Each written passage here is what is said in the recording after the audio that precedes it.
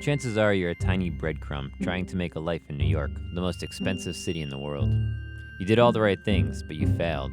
You snuck into the house of a nice Jewish family. You got a free ride for a couple of months, but suddenly there's bad news, really bad news. Your Jewish family has started to make their house kosher for Passover.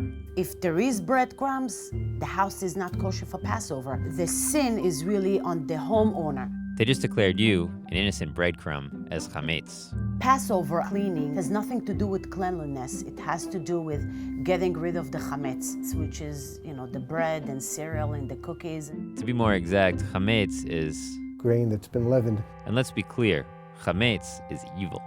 Because the Talmud says that leaven represents the Yetzer Hara, the evil inclination. Don't take it personally, little breadcrumb. It's not really about you. It's about Jewish symbolism. Leaven puffs up things, and that easily is understood as that which puffs up a person. Swollen egos, I guess, is the message here, and that's the source of much downfall.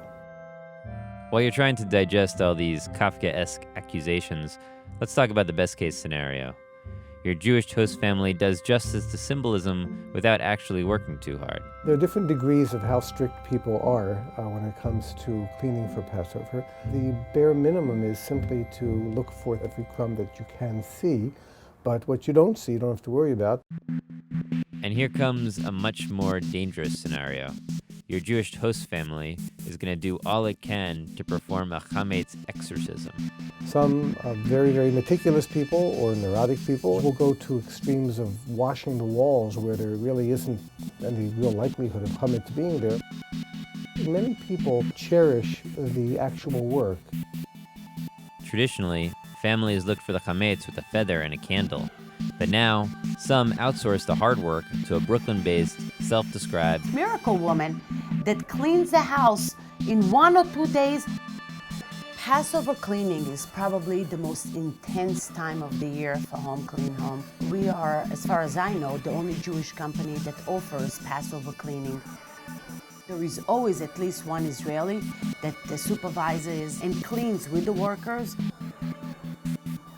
Doing someone else's Passover cleaning is a great responsibility. Because if I told them that their house is kosher for Passover, but there is a way that I didn't check enough, the sin is mine. These miracle crews, my little breadcrumb, are your worst nightmare. Before we go to the client's house, we try to find out how observant they are. There's really nowhere to hide. We call it turning of the kitchen. After we box all the chametz and we put it away, we have to use steam machine to clean all the cracks and crevices. Sometimes we have to turn the chair over. We have to make sure there is no chametz in that kitchen. Forget about escaping into the world of literature.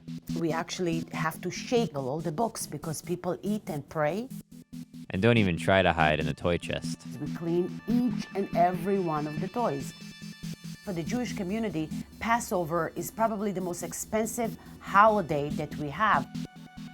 Chametz exorcism is a pretty lucrative business. The price would range between $350 to about $2,000 for the day. And timing is key.